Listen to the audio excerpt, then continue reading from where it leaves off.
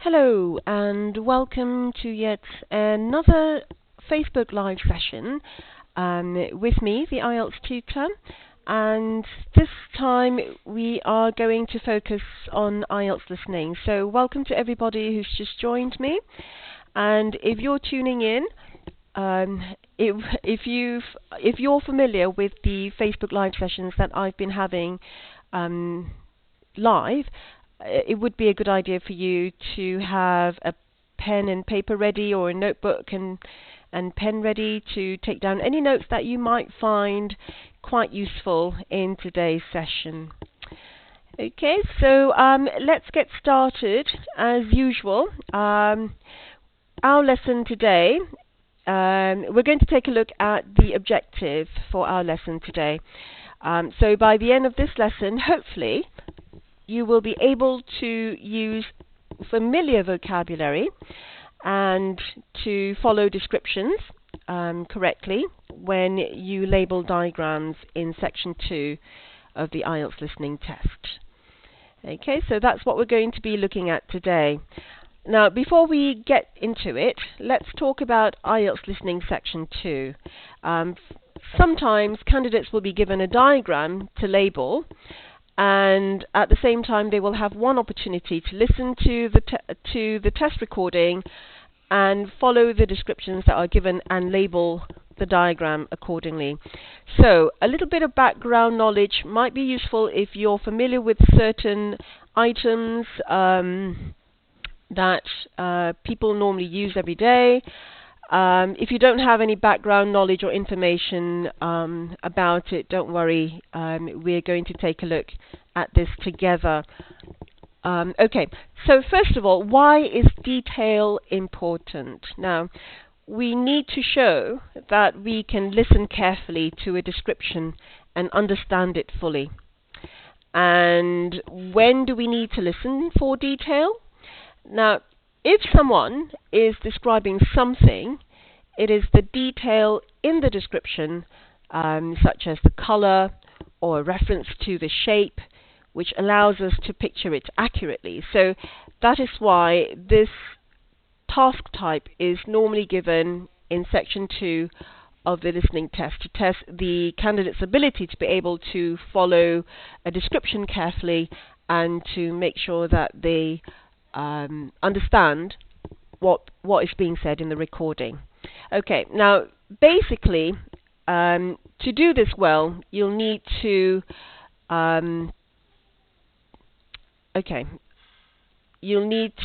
identify 5 effective ways to perform well in section 2 of this listening test. So let's take a look at the first thing that you need to listen out for, or the first thing that you need to know, which is the shape of the object that you're looking at.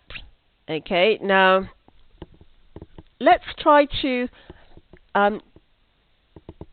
take a look at some vocabulary that's related to describing shape, namely words like round, oval, rectangular, circular, spherical, cylindrical, shaped like a square, shaped like a cube, shaped like a sphere. You may find these descriptions mentioned in the recording, so you need to pay attention to the shape that's being described and follow where exactly in the diagram this shape is being discussed in the recording. Now, the second thing that you need to listen out for are the qualities of the object that's being mentioned in the diagram. What I mean by qualities are words like, is it colored? Is it striped? Is it spotted? Does it feel sharp? And so on and so forth. Okay, so all these you need to listen out for, the qualities of the object that is being mentioned. Now, the third thing that you need to listen out for are the parts of the object that are being described. What parts are there? For example, the head of the object. Don't be surprised that the vocabulary involved makes use of parts of the body. So we have the head of an object, the face, the eye, the neck, the top, main part, the outer part, the inner part, the side of the object, the handle, the bottom, the end.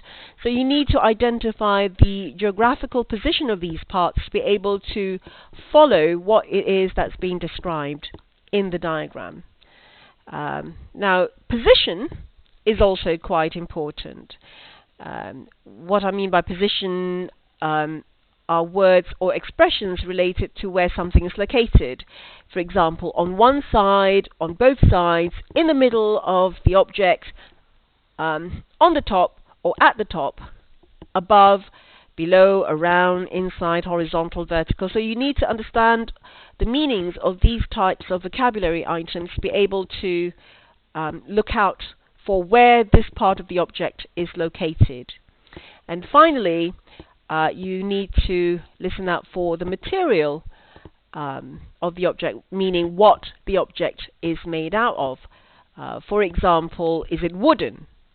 Is it made of paper? Is it covered in leather? Or is it rubbery? Or is it made of metal or glass or plastic? So you need to be able to know the sort of surface or texture that this object has, or the sort of texture that's being described, in order for you to find out where exactly or what sort of object is being described here. So, in order for you to identify detail properly in section 2, you're going to have to know what these expressions or words mean exactly when they're being described. Okay, so look out for these 5 things: shape, the shape of the object, the qualities, does it have, is it patterned, is it spotted, and so on and so forth. The parts of the object, where some parts of the object is being described, located in, and the material that it's made out of.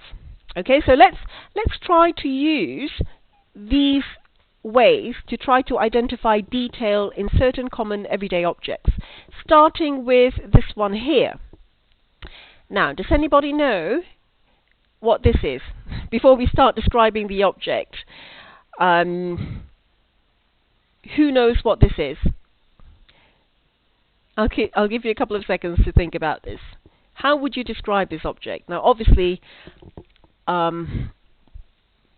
if you're into sports, you should be able to identify this object quite well. But for those of you who are not familiar with sport, this is actually a rugby ball. Okay, so let's put it here as a rugby ball. Okay, so what is this rugby ball, or how would you describe this rugby ball here? Let's first talk about the shape of the object. Is it round? Is it circular? Let's go back to the description that we looked at earlier. Okay, so which shape do you think best describes the object? Now, if you have chosen circular, I wouldn't say so, because circular is shaped like this. Yeah. If you have chosen oval, I think that would be a more accurate description. Oval has a shape that looks like that. Okay, so what you would say is that it's oval shaped. Okay, it's oval shaped. And let's take a look at the texture of this ball. What do you think it's made out of? Okay, if you look closely at the object, okay, let's take a look at material. What would be the best description of this object? What is it made of? Is it paper? Metal? Plastic? Okay, if you've chosen leather, you're absolutely right. Okay, leather is made of some sort of animal skin. So it has a leathery texture, or it's made of leather. Now, what about the qualities? Let's take a look at the qualities of this rugby ball. Now, pay attention to this part of the item. What would you call that?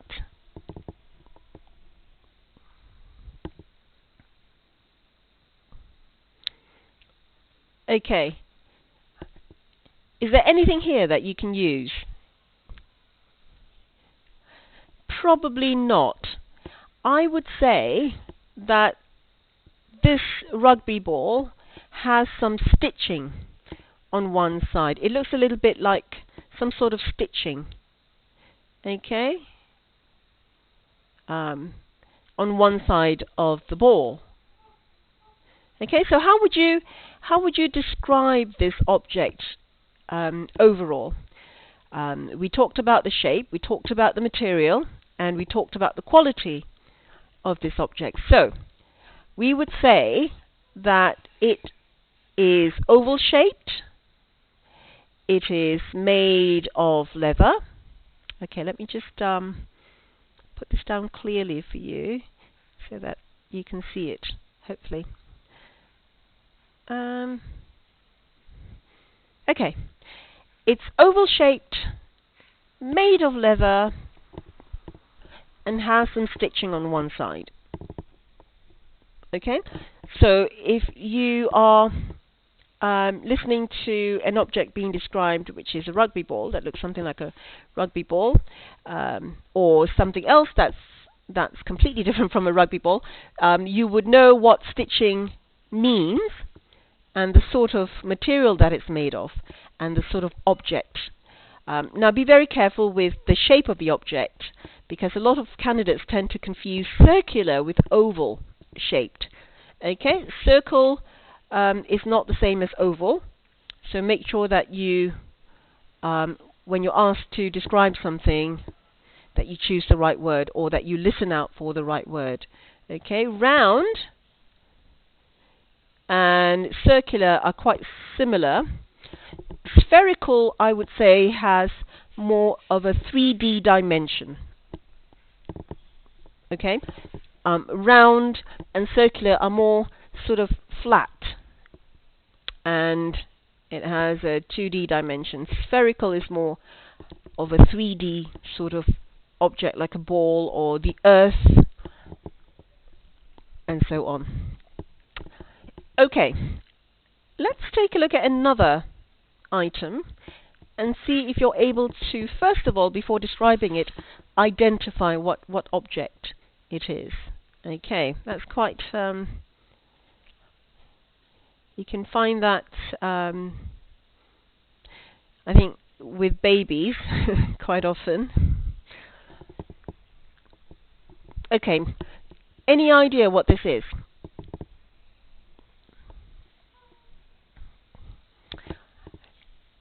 No? Okay, well, this is actually called a baby rattle.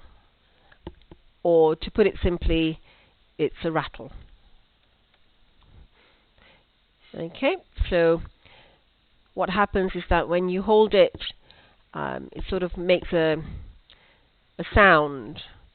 Okay, and a rattlesnake, if you're familiar with animals, is named after the sound that a rattle makes at the end of its tail.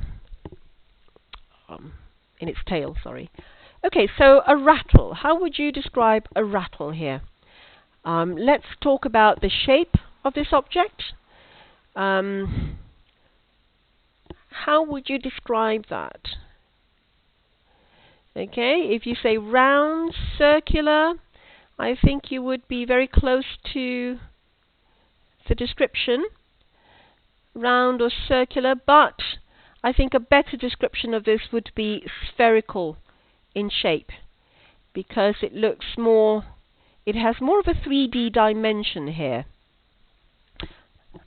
Okay, so it's spherical. Let's talk about the material of this object. What do you think it's made out of? Let's go back. Wooden, paper, leather, glass, perhaps? Does it look like it's made out of glass? Now, I think it's logical to say that it's not really made out of glass, because this sort of object you can find usually in the hands of babies. So I don't think that would be. I think that would be a health and safety issue. So our brains probably tell us that it's not made of glass because it's not safe for babies to handle. So it looks more like, well, I'm talking about this part of the object here, not the rest of it. It looks more like it's made out of plastic. Okay, so maybe it's a plastic sphere. And what do we have inside of the sphere? We see these circular objects, but how would we describe these objects to be exact?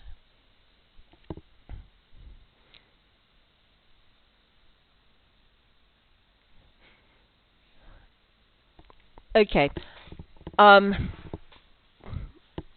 these objects, I would call them beads, okay, because they're really, really small and tiny, and they're also spherical. So you would say that it is a plastic sphere with beads. Let's talk about the sort of qualities that the beads have. Do they come in one color or many different colors?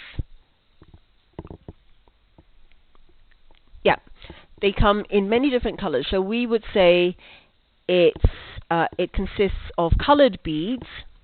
And let's talk about the size of these beads. Beads are usually, well, beads come in different sizes, but they're usually small. So we could say that it has small colored beads inside, not outside of the rattle. And what would you call that? This part here. That would be the handle. Okay, so how would we describe this in general? If we're listening to a description of a rattle, you would probably, most likely, hear something like, it consists of, okay, let's put it down here. It consists of a plastic sphere with small colored beads inside it and a long, thin handle. Okay, so that would be an accurate description of this rattle. So it's made out of plastic. It's spherical in shape. It has small colored beads inside it and a long, thin handle. Now, if of course the description mentions the color, I think that would be quite helpful for you, with a long, red, thin handle. Okay, so that would be how you would hear a description of something like this. Okay, let's take a look at this object here. Now, what before we start describing this object, what would you call it? Again, if you're familiar with sports, I think this would be quite easy for you.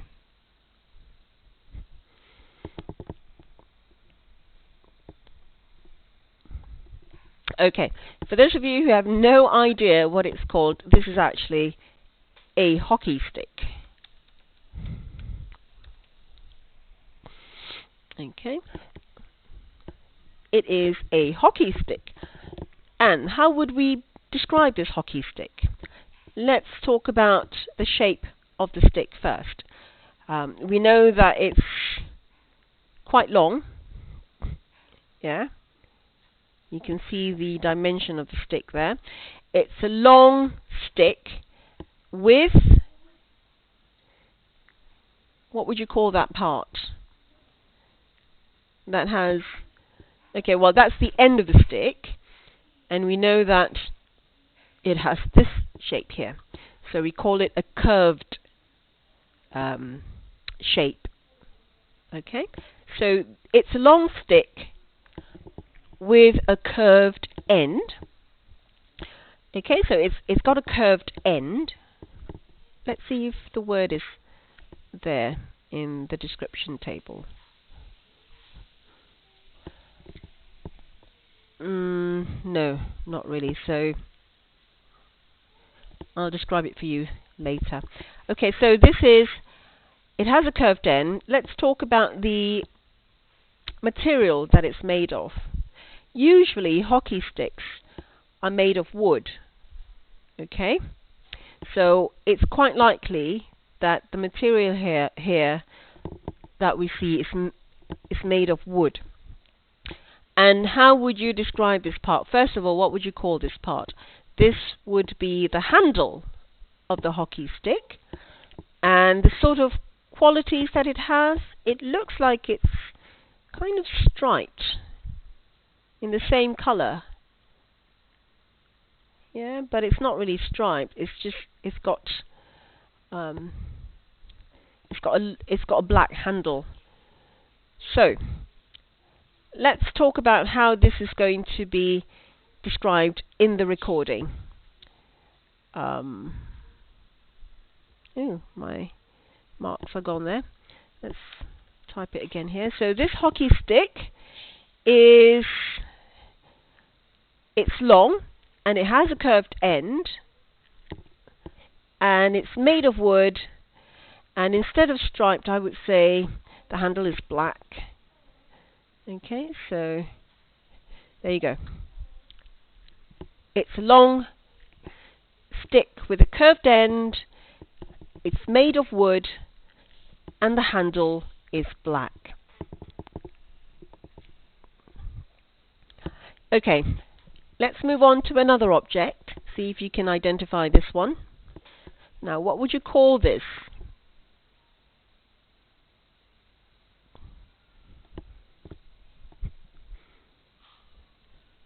Okay, this is what we call a pair of binoculars. Let me just spell it out here for you. Okay, and this object we use to look at things at long distances. Quite commonly used, I think, at horse racing events or on safari trips and so on. Okay, so this might be a little bit tricky to describe actually. So if you're given a description of something like this, how would you put it in your mind? Okay, so first of all, we've got the outer case. Okay, so we've got the outer case, and let's talk about the texture. What is it usually made of? Okay, let's take a look at the possibilities here. Wood, paper, leather, rubber, metal, glass, or plastic. Now, if we've touched one, we would probably know that it's made out of plastic, the outer case. Okay, so it's made out of plastic, the outer case, that is. Oops, sorry. And okay, apart from the outer case, we also have another part to this object. Oops. Okay. Alright, so I don't really know what's happened here. Hold on a second. Oops.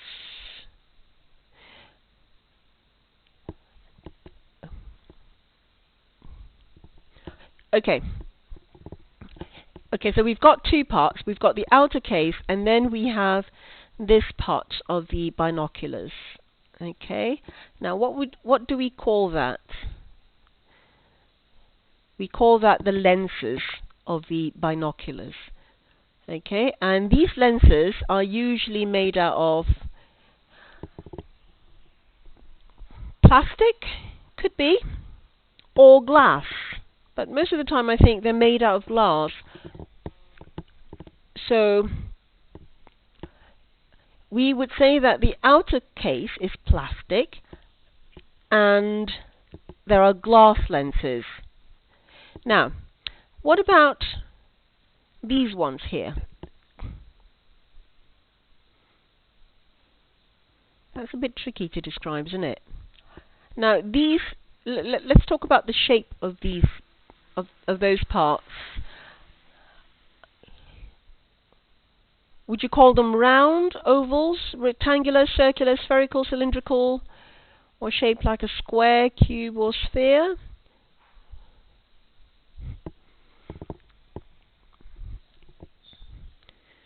Long, thin, or flat, curved or pointed? Now, it's more accurate to say that that part of the binoculars would be cylindrical, meaning that I'm not a very good artist here. I'm just going to sketch what a cylinder looks like. If it's 3D, okay, so that's a cylinder, right? So that part of the binocular that we were looking at would be cylindrical in shape. Okay, so we've got two cylinders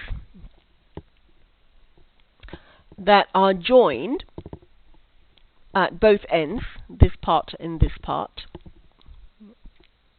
They're joined at both ends, and you look through the cylinders. Yeah, so your eyes look through the cylinders. Okay, so I told you it's not going to be easy. This is actually quite complex.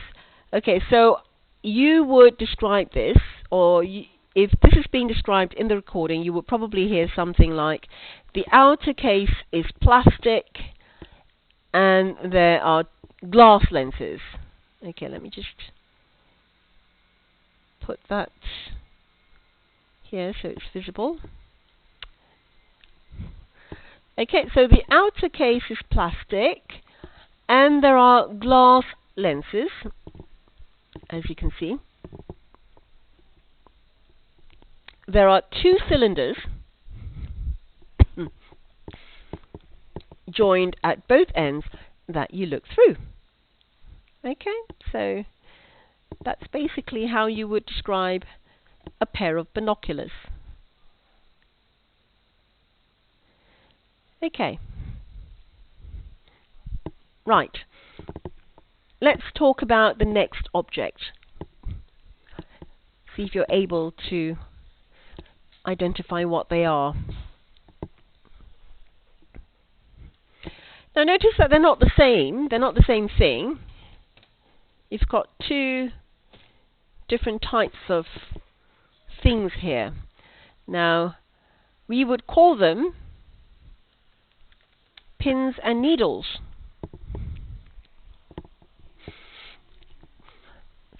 It's a bit small there. Okay, pins and needles. Now, how would we describe pins and needles? Let's talk about the texture, what they're made of. Normally, they're made of, let's take a look at the options that we have. Okay, so normally they're made, oh dear, made of metal. Okay, they're made of metal, and what other qualities can you describe them?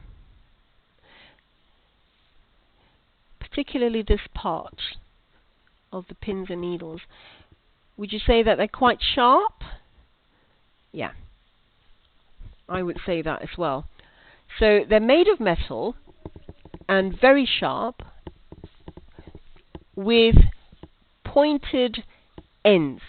Okay, so you can see that these ends are very pointed. That's what makes them sharp. Okay, now let's talk about the other side, or the other end. Now some of them have that sort of gap, and some of them don't. So how would you describe that?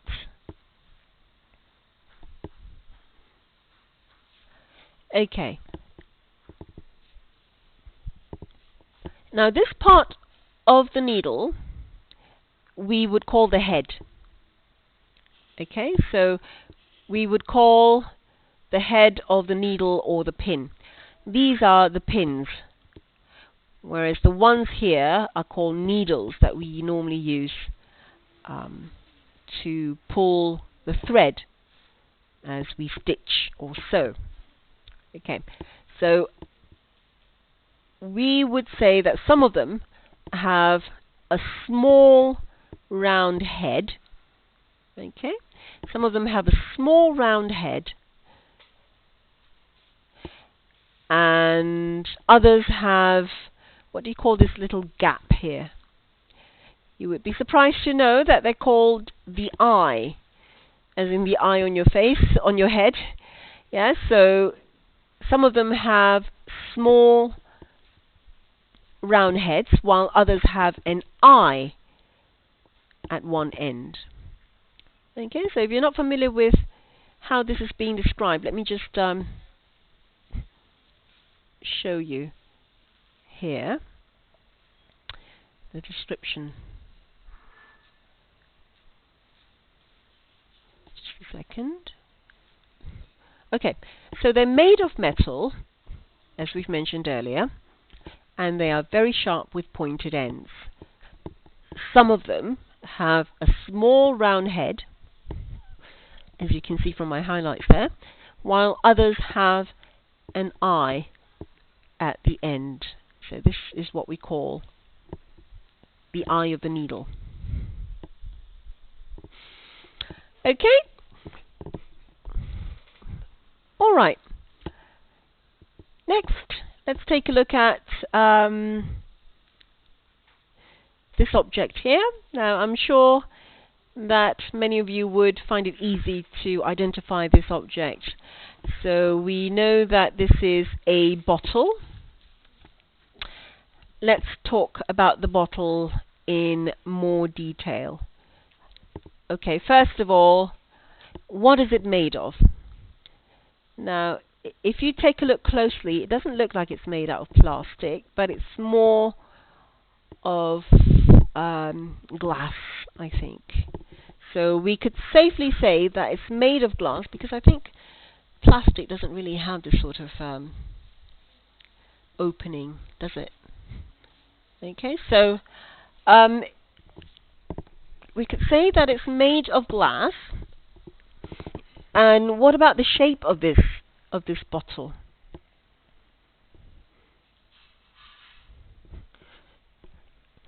What would you call that? Let's go back to the table of description here and see if you're able to identify it. Round, oval, rectangular, circular, spherical, cylindrical, long, thin, flat, curved, pointed. We would say that that bottle has a cylindrical shape, yeah, and it is also quite long and thin. So, you might hear something like, let's go back to the bottle here. Okay, it's made of glass and starts as a cylinder. Over here, it starts as a cylinder, this part of the bottle, and then, okay, wait for this, it tapers towards the top. It tapers towards the top. What do I mean by tapers? Tapers means narrows down. It becomes, you see, the shape becomes more and more narrow as it goes up. Okay, so this is a word that you might not have heard, but it might be useful for you to understand that that's what it means. It tapers towards the top. You can also use the word tapers to describe, I think, ladies' fingers, not the vegetable, but your hands.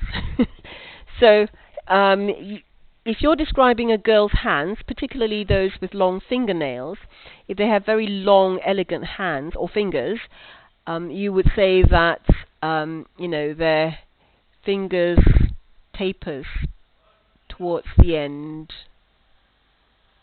So it becomes thin at the top.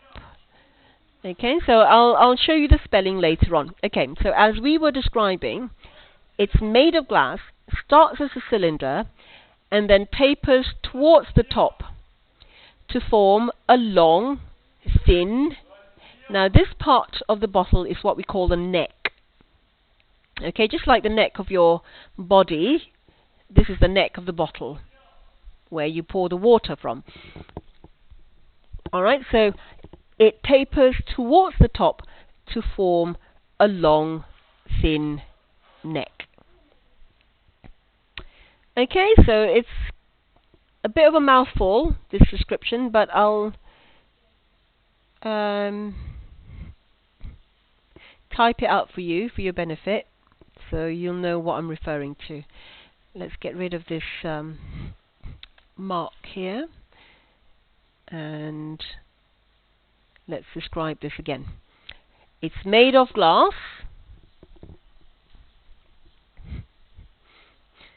Okay, let me resize that.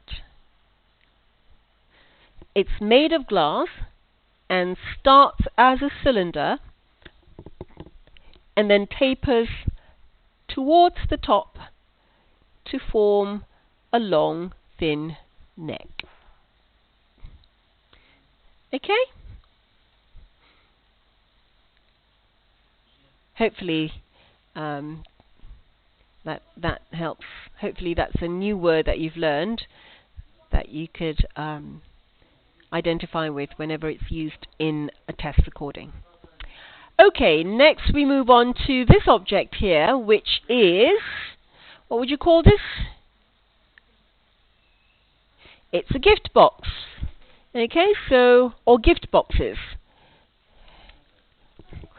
Let's talk about one of them rather than both of them to make it easy. Let's talk about this one here in particular. Okay, how would you describe that particular box? First of all, let's talk about the shape. Now, if you say that it has a square shape, you are absolutely wrong.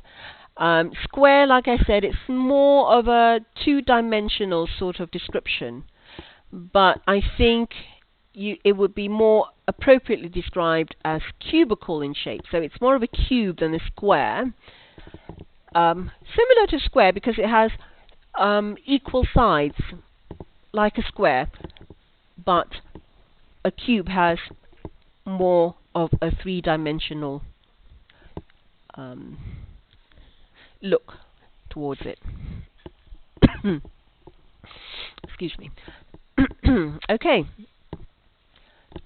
so let's go back to that gift box there. So we could say that it's cubical in shape, and what would you call these things here? And it's wrapped in a sort of paper, isn't it? What paper would you describe it? So we know that the quality of the object is that it's made of paper because it looks like it's in wrapping paper. But how would you describe this paper? Let's go back again to the table. Okay, is it colored paper, striped paper, spotted paper, or sharp? Now I think it's quite safe to say that the paper is spotted. Okay, what about the color of the paper? It's wrapped in spotted paper. Okay, yeah, in red spotted paper. The spots are in white, as you can see. And what goes around it? That is called a ribbon. And we say that, and what is the color of the ribbon? It is white. Okay, so how would we describe this this object? How can we identify this object clearly? We would say that, okay, again, let me resize this description. We would say that it's cubical in shape and is wrapped in spotted paper. and, sorry, not a pink ribbon, we would say that a white ribbon, oops, a white ribbon is tied around it. Okay, so that would be an accurate description of this gift box. And finally, let's take a look at the final item. Okay, now if you're shown this item, you have to know the sort of parts that it has. But before we can describe this item, we have to first identify it. Okay, so you might find this, where would you find this sort of item? In your handbag? In your kitchen? In a school? In a shopping mall? Okay, if you've never seen this item before, this is actually commonly found in schools, particularly in science laboratories, and it's usually used as experiments, and we normally call this a Bunsen burner. It's a burner, a Bunsen burner to be exact. I think it's named after the person who invented it. Okay, now how would you describe this Bunsen burner? Now, it's made of different materials, as you can see. Part of it, particularly this part, oops, sorry, yeah, I think this part here is made of plastic? No, not likely, because we can see that if it's made of plastic, it would have probably burned down to a liquid. So it's not made of plastic. It's more likely that it's made of metal. And this part here, again, not made of plastic or wood or glass either. It's usually made of rubber. Okay, so one part is made of metal, another part is made of rubber. And how would you describe this part here? Now, this part is the bottom of the object. Let's talk about the shape of this bottom. Or the base of the object. I think you could say that the base, or the bottom of the object, is circular in shape, and it looks flat, doesn't it? It looks quite flat, so that it can stand upright in a stable manner. Okay, so it's circular, it's flat, and how would you describe this part of the object? The shape of this object would be cylindrical, or it consists of a small cylinder. Remember how we described the bottle of water before that? So we could say something similar to this. A small cylinder rises up from the flat base, from the circular base, and there is I wouldn't say a fire. A fire would be a lot bigger. This would be called a flame. Okay, flame is something of this nature. So there is a flame at the end of this object. Okay, let's talk about this thing that's made of rubber. How would you describe the shape of this thing? So we could see that it's quite long, it's quite thin, and it's used to attach the metal part to a tap, which we can't really see here. It's actually attached to a gas tap. Okay, so let's summarize the description of this Bunsen burner. Okay, firstly, part of it, oops,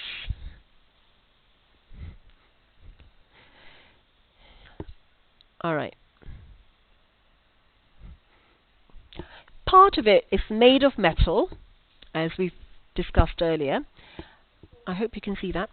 And another part is made of rubber. So we've got the metal, we've got the rubber. It has a circular flat bottom, or a flat base, And then a small cylinder rises up from this, and there is a flame at the end. And a long, thin rubber tube is used to attach the metal part to a tap.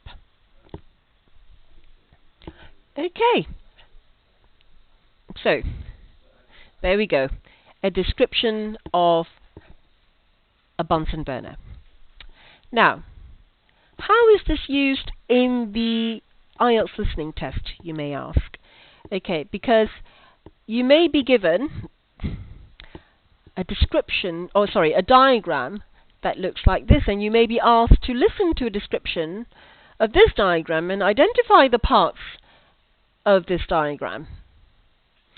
And so if if you've seen this object before but you don't know how to name the parts, then you might you might find it a bit of a problem. Now, sometimes in the IELTS listening section 2, you are given a choice of words to complete the diagram with, and sometimes you're not. So if you're lucky, you may be given a choice of words where you label the parts with those words in a box, or sometimes you may not be asked to choose from a set of words, but you may be asked to write them down. And if you're asked to do that, normally these words are really quite easy for you to identify and spell.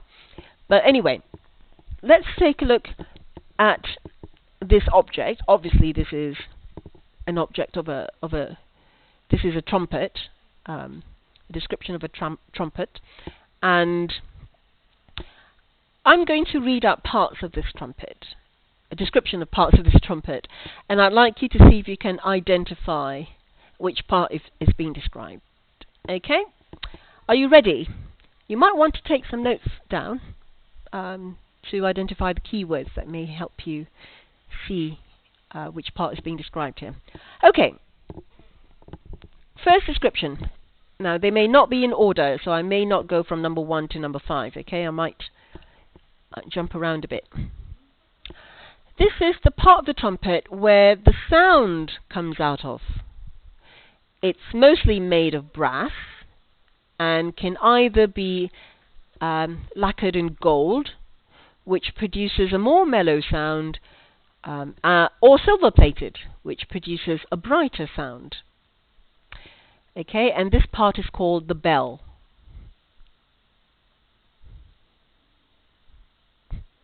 Okay, for your benefit, I'm just going to type the word out. So if you don't know how to spell bell, there it is. Okay, shall I read that description one more time? Okay. This is the part of the trumpet where the sound comes out of. Mostly made of brass and can either be lacquered in gold, which produces a more mellow sound, and silver plated, which produces a brighter sound. Okay, next description. It enables the other hand of the player to be free and perform other musical tasks.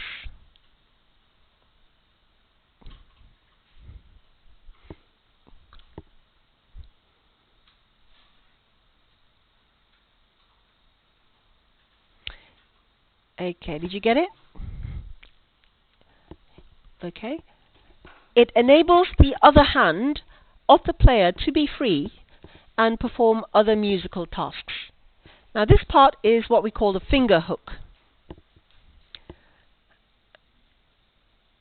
Okay, again, for your benefit, I'm just going to type out, not ginger, finger hook.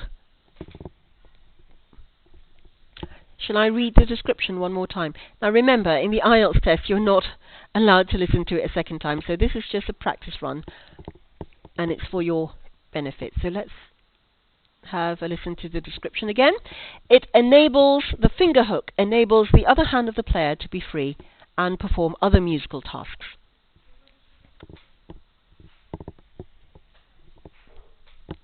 Okay, ready for the next one?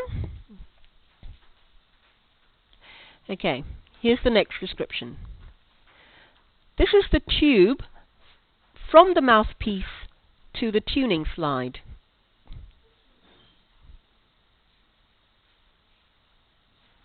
Oh, sorry. Let me read that. Let me read that first. Beg your pardon. Ignore that one. Okay, this is the part where the player places his lips and blows into. They are made in varying sizes and different materials, such as brass.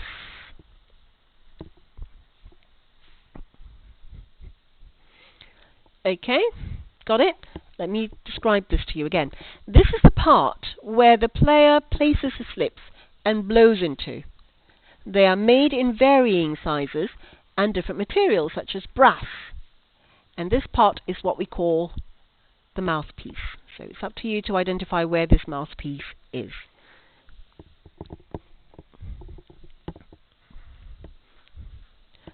Okay, next description. This is the part of the trumpet which can be pulled or pushed to adjust the tune.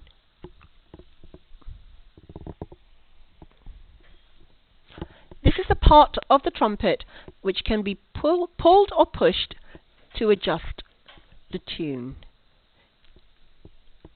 And this part is what we call the tuning slide.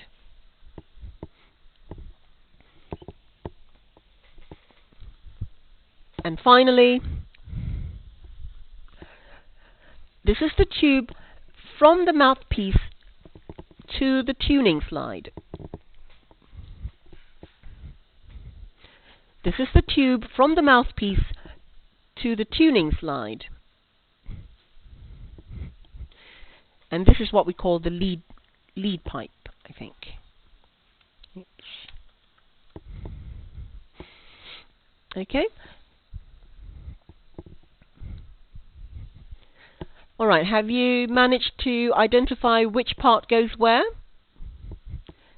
Okay, let's see. Let's check your answers and see whether or not you have managed to identify them correctly, starting with the first description.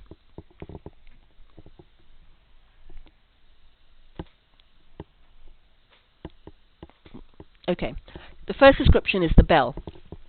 This is the part of the trumpet where the sound comes out of.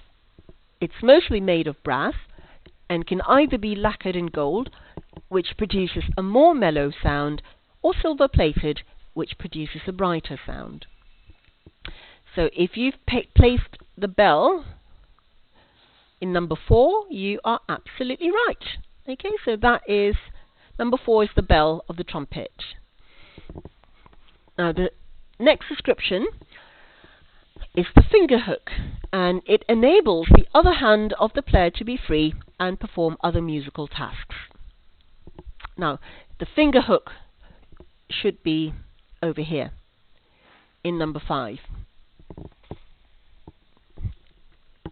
Alright, now the next description we have the mouthpiece, which is the part where the player places his lips and blows into. They are made in varying sizes and different materials, such as brass. So the mouthpiece should go in number 1. Right. Next description is the tuning slide, which is the part of the trumpet which can be pulled or pushed to adjust the tune. Okay, so that would be number 2. That's the tuning slide.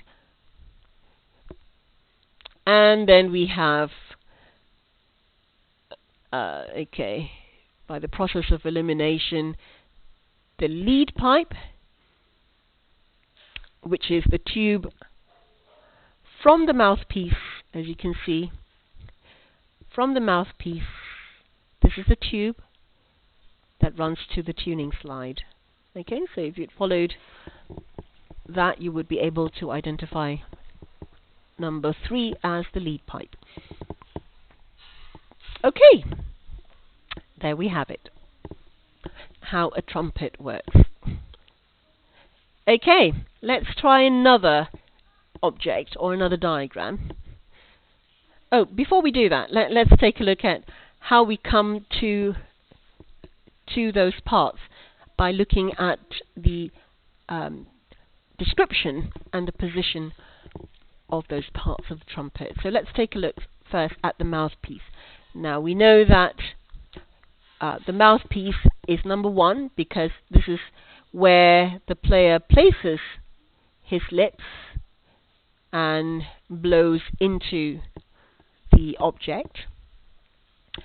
And how do we know where the mouthpiece is? Unfortunately, it's not given in the description. Okay. The tuning slide is described as the part that can be pulled or pushed to adjust the tune. Okay. And the position of this tuning slide, we know, well, we don't really know because it's not given.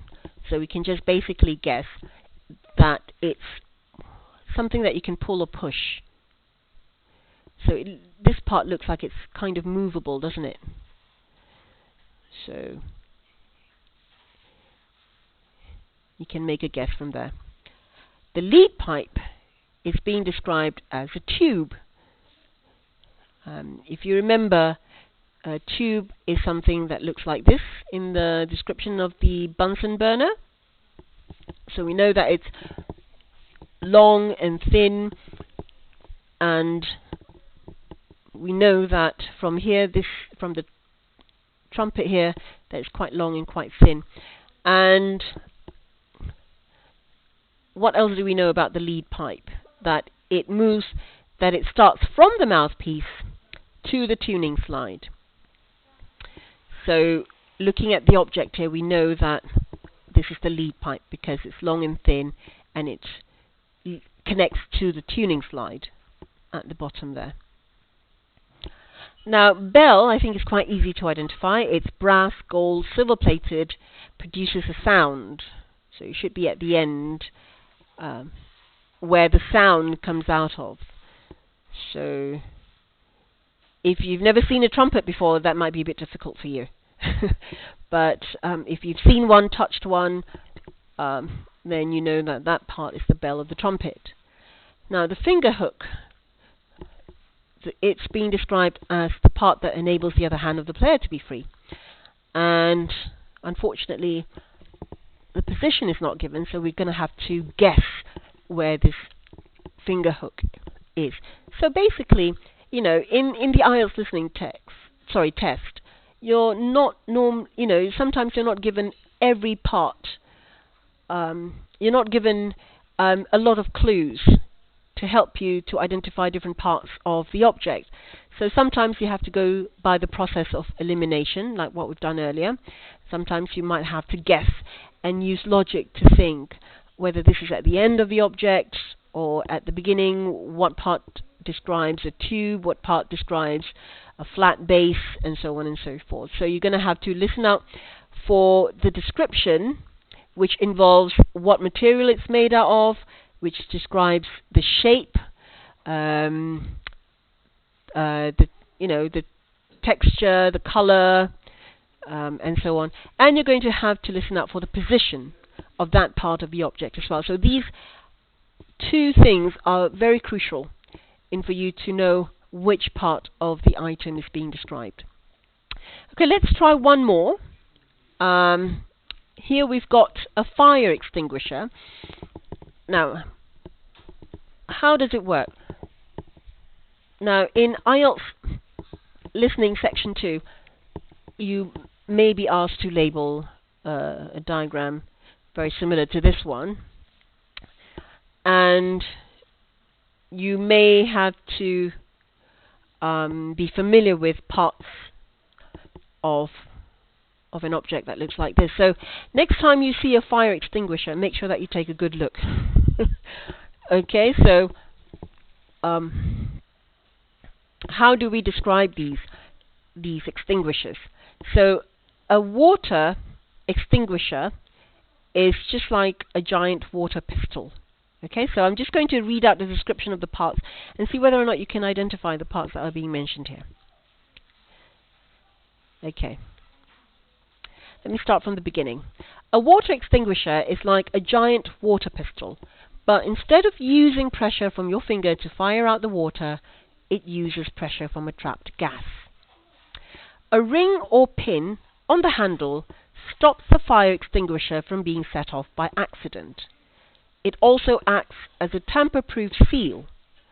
If the ring is broken or missing, you know the extinguisher needs to be checked.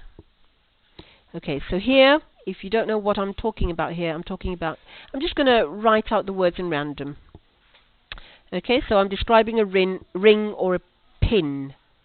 Let me read that description again to you. A ring or pin on the handle stops the fire extinguisher from being set off by accident. It also acts as a tamper-proof seal, and if the ring is broken or missing, you know the extinguisher needs to be checked. Okay, so you have to identify where this ring is. Alright, moving on. Inside the sturdy steel case, there's a canister containing high-pressure gas. Most of the extinguisher is filled with water. Most of the extinguisher is filled with water. A tube runs right up inside the tube to a nozzle outside. Now, the nozzle often ends in a piece of bendy plastic, so you can easily direct it towards the base of a fire.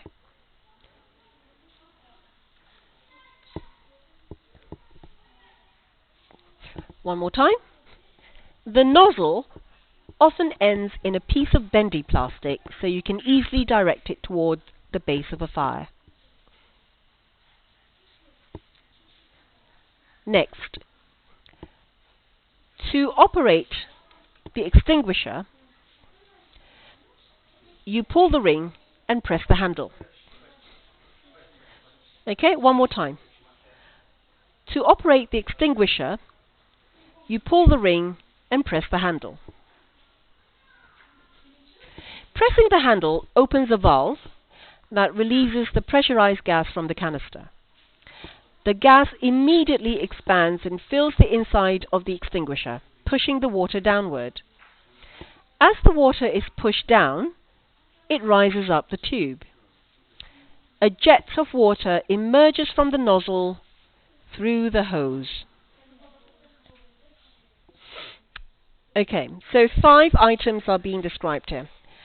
Okay, so it's up to you to position these, to label the fire extinguisher where each part is. So let's go through the description again. I'm going to start from the beginning. Okay, so if you have a pen and paper ready to take notes, that would be quite helpful for you. Okay, one more time.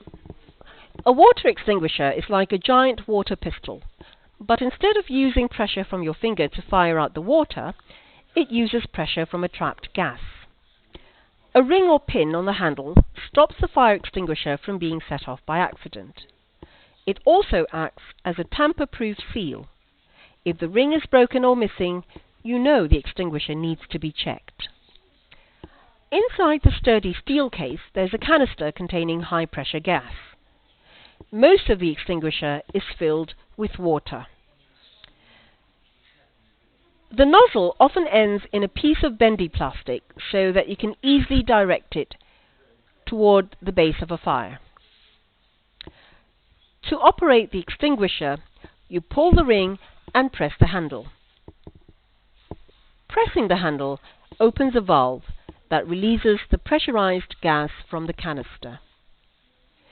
The gas immediately expands and fills the inside of the extinguisher, pushing the water downward. As the water is pushed down, it rises up the tube.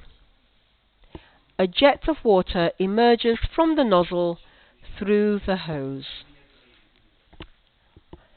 Okay, so let's check your answers.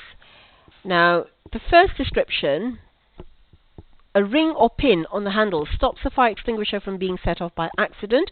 That would be number 3.